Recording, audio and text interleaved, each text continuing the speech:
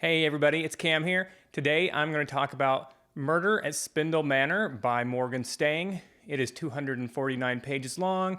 It was published in October of 2022. It is a SPIFBO 9 finalist. It would be classified as a gaslamp fantasy, about as gaslamp as they get. It has a murder mystery element, and you know what? It has more of the fantasy element than your typical gaslamp would as well. I'm excited to talk about it today. Once again, it is another one of the SPIFBO 9 finalists. This will mark number 6 of the SPIFBO 9 finalists, so I'm moving right along. I am reading 2 more in December, and then I'll finish up with the last 2 in January. Before I get into reading the book blurb, the answer is yes, I did shave my beard off. No, I don't think it looks good, but I'm going on a trip here pretty quick for my wife and I's 10th anniversary. We're going to do some snorkeling. I went snorkeling once before, and my mustache caused the mask not to have a seal, which caused all kinds of issues, obviously with water getting in. As soon as the vacation is over, I will commence growing my beard back. So hopefully you don't have to look at this mug for too much longer without facial hair. Let's go ahead and start with the book blurb, and then we'll get right into talking about the rest of the book. Mysteries abound in Spindle Manor. For Huntress Isabeau Agarwal, the Countryside Inn is the last stop in a deadly hunt. Armed with gas lamp and guns, she tracks an insidious beast that wears the skin of its victims, mimicking them perfectly. 10 guests reside within Spindle Manor tonight, and the creature could be any one of them. Confined by a torrential thunderstorm and running out of time, Isabeau has until morning to discover the liar, or none of them, including her, will make it out alive. But her inhuman quarry isn't the only threat residing in Spindle Manor. Gunshots, a slammed door, a dead body. Someone has been killed, and a hunt turns into a murder investigation. Now, with 2 mysteries at her feet and more piling up, Isabeau must navigate a night filled with lies and deception. In a world of seances and specters, mesmers and monsters, the unexpected is hiding around every corner, and every move may be her last. Okay, as per usual, I'm going to, we'll talk about the world, we'll talk about the plot, the main characters. There are a bunch of characters, so I'm not going to bother naming everybody or getting too in-depth about anybody but the main character. But I will talk a little bit about the others. Then we'll talk about the bad, the good, and my thoughts. Okay, so getting into the world itself. We have a secondary world. We have a northern continent that is constantly covered by heavy cloud cover. That's important for the whole gas lamp element of the book because obviously with heavy cloud cover during the daytime, it's still going to be fairly dim. At nighttime, it's going to be black with no stars or moon. I don't actually know if this planet would have a moon or not. We don't deal with that at all. So this is where we have gas lamp technology. The capital city is called Lamplight. Obviously, plenty of gas lamp there. We do have guns for technology. They mentioned trains. So, you know, I would say probably like late 1800s technology as far as that goes. The continent where people are is on the north. Like I mentioned, it's full of cloud cover. There's a continent to the south that is mentioned. It is called the Ravaged Continent. It has no cloud cover, but the reason that people are there, even though it's filled with monsters, is because there's a bunch of mines that power the industry for the northern continent. There's a people that rule. They're called the nobles. And I don't mean like a social class here. They're basically entirely different people. They're mentioned to be 12 foot tall. They're beautiful to look upon. Apparently, it's also hard to look at them too much. They are also able to fly. We know that much. Maybe they can do more. We don't actually mention the nobles and their abilities very much until far later into the book. So normally I would consider that a spoiler, but I spoke with the author, Morgan Stang. He told me that that's okay to talk about because it's something that people really like to talk about. I don't know if it's more important in book 2 or not. When I read book 2, I will maybe I'll do something short real quick and talk about that. We do know that there are monsters in the northern continent as well. You know, there's a little bit more of a horror element that I didn't mention in this book as well. The doppelworm, which is the creature that the main character, her name is Isabeau, Isabeau. That also doesn't roll off my tongue very well. She has a coachwoman named Evie who is always calling herself her partner. She calls Isabeau Izzy. So I think from here on out, when I speak about her, I will call her Izzy as well because it's just easier for me to say. She's a huntress. Huntresses are commissioned by the nobles to go out and hunt the monsters that are on that northern continent where the people are. As I mentioned, guns, gas lamp, 1800s technology. We don't obviously get into a ton of the world building because the entire book takes place in Spindle Manor. It takes place over the course of one night. Everyone is basically trapped in there as well. As I mentioned, there's monsters, but there's also lots of ghosts. We'll see a ghost in the book. We'll also be told that when it storms more, that there are the ghosts come out and they're stronger, and they're able to cause harm to people. So everyone's basically trapped within Spindle Manor for the night. I think that gives us enough of the world building for this one. I was really tantalized by the world building that we were given. I hope that in future books, more of the world is talked about. Like I said, there was more of that fantasy element than I expected there to be for a Gaslamp novel, especially one taking place in one manor for the evening. So our plot, we have Izzy. She is, as I mentioned, a huntress. She is tasked with figuring out who this doppelworm is. The book blurb mentions there are 10 guests. They've been on a tour, basically a big long vacation for several months, and they have traveled and seen other cities. Well, every time right after they've left, there has been a body found.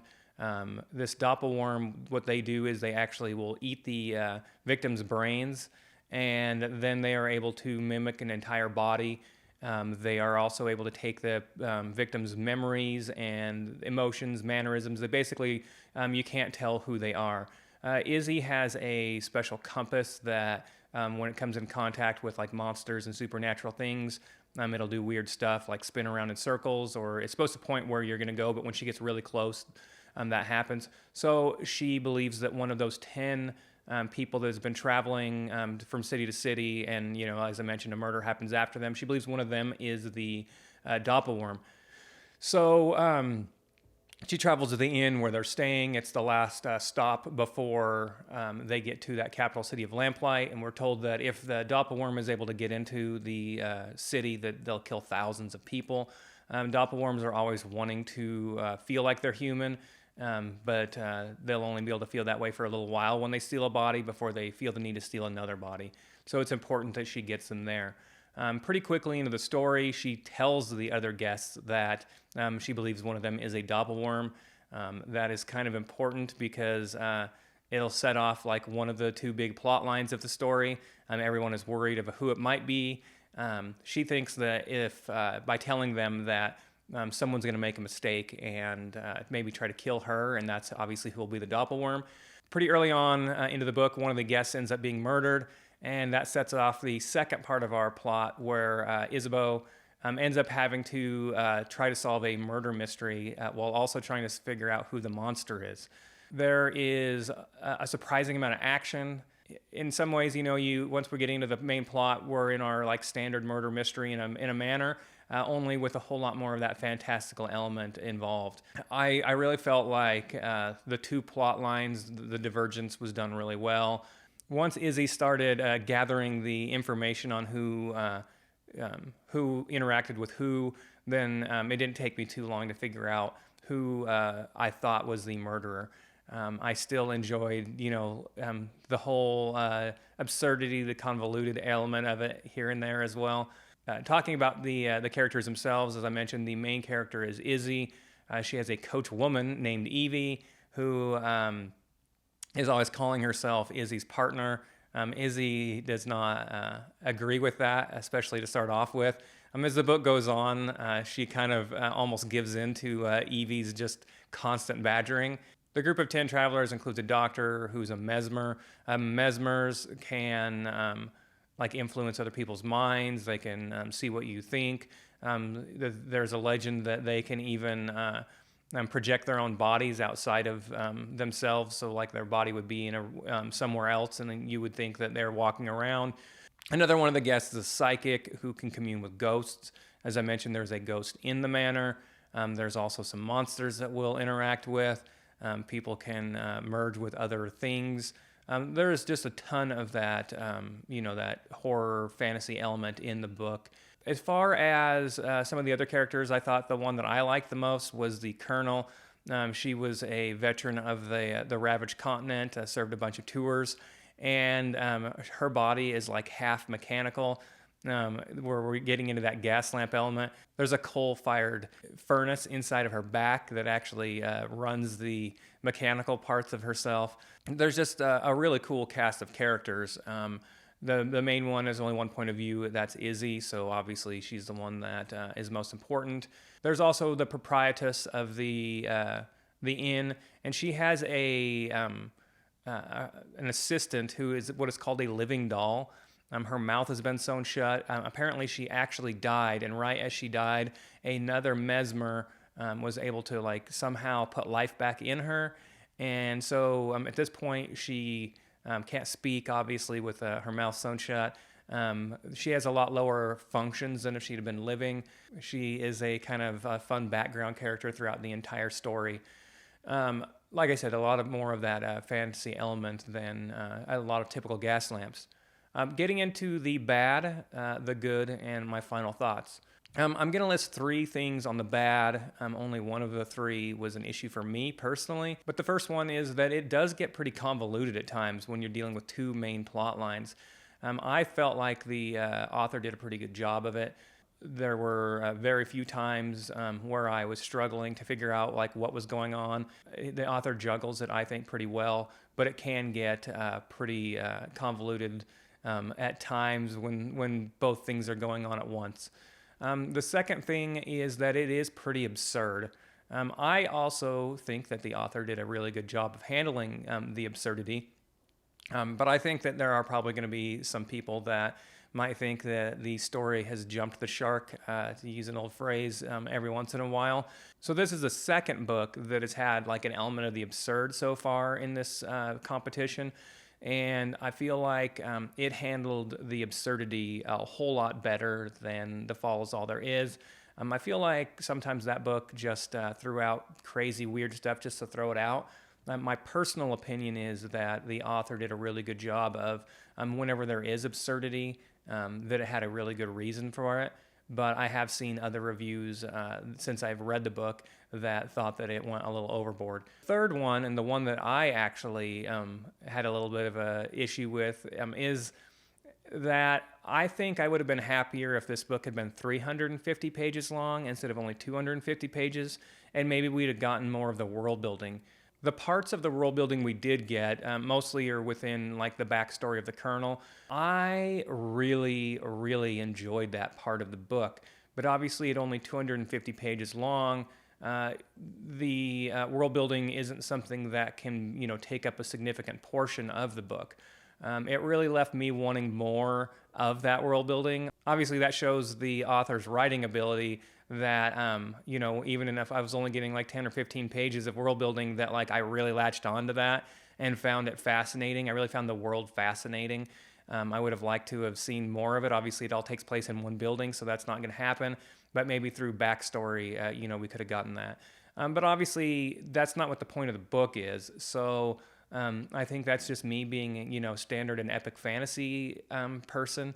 So, I don't think most people are going to care that the world building is a little bit light. Now, getting into the good. I really felt like the author put together a really great cast of characters for this murder mystery. We're dealing with about 14 people total in this building, along with a monster or 2 and maybe a few ghosts. There's a lot of people for 250 pages, but I felt like the author just handled it extremely well. Obviously, just having one point of view character with Izzy was a good choice for the format that we took. Then, the supporting cast, I felt like the group that was all supposed to know each other, those 10 travelers, they really interacted well. They had spent time together in close proximity for quite a while at this point. And so it was fun, they're bickering for when they didn't like each other. The clashing personalities. You really dislike some characters and feel bad for other characters. So the author clearly did a good job of bringing those characters to life in a fairly short novel. I really felt like the absurdity, as I mentioned, for me, it was a positive. I felt like it was handled well. It was funny. I feel like the attempts at humor really hit well. I laughed out loud several times while I was reading the book. And I feel like the author did a great job of, really staying on track for having that split plot. And the third thing that I found really good was that there was way more of that fantasy element that I was expecting. As I mentioned, it's a gas lamp. And I think a lot of times with gas lamp novels, they'll be more like cozy reads, or they'll use that technology as a lot of that fantasy element, right? In this case, the gas lamp, the guns, and things like that, they're fun. That whole cloud cover covering the entire continent makes the gas lamp element of it important. But I was just, really pleased to see more of that fantasy element. The doppelworm and some of the other like creatures that we're told about are, fun additions to the book that is essentially otherwise a murder mystery. I felt like the book packed just a ton of action, a ton of fun, and a whole lot of plot in 250 pages. I'll definitely be reading book 2 this winter. And as I mentioned, 5 of the 6 things that I listed here, for me were positives, not bad, even though some people might consider them that. And like I said, I think that my biggest thing is I just would have liked this book to have been another 100 pages long. I read it entirely in one sitting, and I enjoyed every bit of it. So obviously it looks like I've already transitioned myself into my thoughts on the book. I really felt like this book was just exceptionally well done. I liked the writing. It took me about 3 pages to get into that movie in my mind. I read it all in one sitting while in my tractor. As I mentioned, I guessed almost immediately who the actual murderer was for the mundane murder. But I was definitely shocked and did not figure out who the doppelworm was. I found that this was just a book that I enjoyed reading, I had a good time with, and as I mentioned, my only real issue is that I would have liked the book to have been longer so I could have had more time in this world. I'm going to give it a 9 out of 10. I think that, the only thing I'm docking it for is that length. I felt like it was just such a tease to me, the amount of information and world building that I would have liked to have had versus what we had. And I completely understand that with both a book of this length and of the genre, that we're not supposed to get a ton of world building. When you're dealing with a murder mystery, we're not usually getting to see any of the world's wider politics or any of that kind of stuff, right? But towards the end of the book, you get some more of that, and like the last couple chapters open that up a little bit more too. And I just kept thinking, man, I would have loved to have continued. I probably could have sat and read 100 pages of just what the rest of the world looks like. I found that interesting. So I absolutely recommend this book. I feel like a lot of people would enjoy reading this book. Once again, people who like fantasy, as well as people who are more into that murder mystery. I think that the fantastical elements are just extra nice touches that were added on to it. And I think that, this is a book that I'll recommend to people. So wrapping things up, if you like my videos, please like and subscribe to my channel. As I mentioned, I will get 2 more of the Spiffbo finalists out of the way before the end of the year. I only have 3 or 4 new books that are currently on my TBR for the rest of the year. And then I plan on finishing up like 2nd, 3rd, 4th books in a series that I've already read this year. As I mentioned, I'm going on vacation here in just a couple weeks. I actually plan on recording 4 or 5 videos while I'm on vacation. My wife is a late sleeper. I get up at 3 in the morning during the summer for work, so even when I'm in the winter, it's pretty hard for me to sleep past like say 6 a.m. So I plan on recording some videos first thing in the morning before my wife gets up. So I will have some material, even though I won't be doing anything while I'm actually on vacation. Thank you to everyone who so far has made this a fun last few months, and as I wrap up my new reading for the year, I've really enjoyed this year. I hope you guys all have a wonderful day. Thank you very much.